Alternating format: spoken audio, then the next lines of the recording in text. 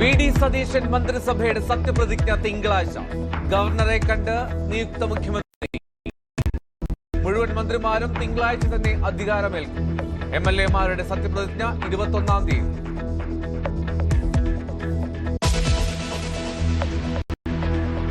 മുഖ്യമന്ത്രി സ്ഥാനം കിട്ടാത്തതിൽ കടുത്ത പ്രതിഷേധവുമായി രമേശ് ചെന്നിത്തല.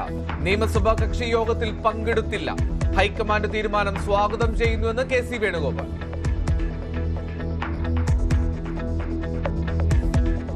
സ്വാഗതം ചെയ്യുകയാണ്, സന്തോഷപൂർവ്വം സ്വാഗതം ചെയ്യുകയാണ്.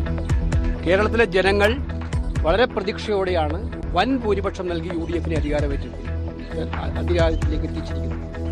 102 അംഗ ഭൂരിപക്ഷം എന്ന് പറയുന്നത് സമകാലിക ചരിത്രത്തിൽ ഇല്ലാത്തതായിരുന്നു. അപ്പോൾ ആ ജനങ്ങളുടെ പ്രതീക്ഷകൾക്കനുസരിച്ച് ഒരു സർക്കാർ കേരളത്തിലുണ്ടാകും, UDF-ന്റെ സർക്കാർ. ആ സർക്കാർ നയിക്കുന്ന മുഖ്യമന്ത്രിക്കും ഗവൺമെന്റിനും മുന്നോട്ടുള്ള പ്രവർത്തനങ്ങൾക്ക് എല്ലാവിധ പിന്തുണയും വാഗ്ദാനം ചെയ്യുന്നു. മുഖ്യമന്ത്രിയായി പാർട്ടി ഹൈക്കമാൻഡ് സതീശനെ അങ്ങേയറ്റം ഹൃദയം തുറന്ന് അഭിനന്ദിക്കാൻ സന്ദർഭം ഞാൻ ആഗ്രഹിക്കുന്നു. ഹൈക്കമാൻഡ് തീരുമാനത്തെ ആവേശത്തോടെ സ്വീകരിച്ച് പ്രവർത്തകർ. വലിയ ഉത്തരവാദിത്വമെന്ന നിയുക്ത മുഖ്യമന്ത്രി. 102 സീറ്റോട് കൂടിയാണ് അധികാരത്തിലേറ്റിയത്. ആ ജനങ്ങളോട് ഞങ്ങൾ പറഞ്ഞ കാര്യങ്ങൾ ഒന്നൊന്നായി ഞങ്ങൾ ചെയ്തു തീർന്നു. കഠിനാധ്വാനം ചെയ്ത് പൂർണ്ണമായ അർപ്പണബോധത്തോടെ ജനങ്ങളുടെ ജീവിത നിലവാരം ഉയർത്താൻ, കേരളത്തെ മാറ്റിയെടുക്കാൻ, പുതിയ ഒരു കേരളത്തെ സൃഷ്ടിക്കാൻ, ഒരു പുതുയുഗത്തിന് തുടക്കമിടാൻ ഞങ്ങൾ എല്ലാവരും ചേർന്ന് കഠിനാധ്വാനം ചെയ്തു.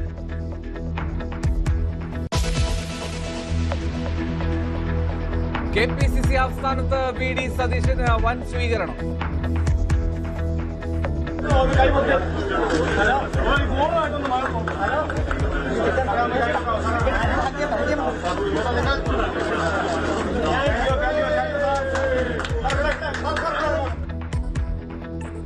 A.K. ആന്റണിയെ വീട്ടിലെത്തി കണ്ട നിയുക്ത മുഖ്യമന്ത്രി. ആശംസകൾ നേർന്നും 2001-ലെ അനുഭവം ഓർമ്മിപ്പിച്ചും ആന്റണി.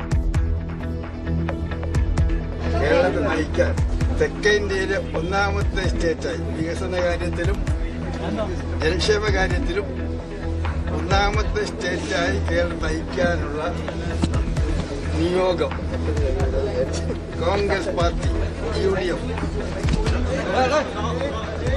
വി.ഡി. സതീശൻ അതിയായി സന്തോഷിക്കുന്നു. സതീശന് കിട്ടിയത് സ്വാഭാവിക നീതിയെന്ന് VM സുധീരൻ.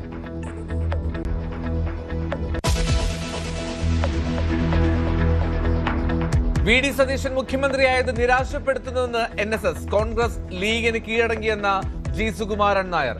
സതീശൻ സർക്കാർ 5 വർഷം പൂർത്തീകരിക്കുമോ എന്ന് കണ്ടറിയാം എന്ന് വെള്ളാപ്പള്ളി നടേശൻ. രാജശില്പി K.C. വേണുഗോപാൽ എന്നും വെള്ളാപ്പള്ളി.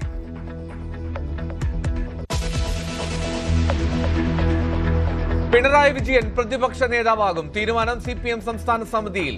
സംഘടനാ വീഴ്ചയിൽ അതിരൂക്ഷ വിമർശനം. പാർട്ടി സെക്രട്ടേറിയറ്റിൽ പുനഃസംഘടന വേണമെന്ന അംഗങ്ങൾ. വിമർശനങ്ങൾക്ക് മറുപടി നൽകാതെ സെക്രട്ടറിയും പിണറായി.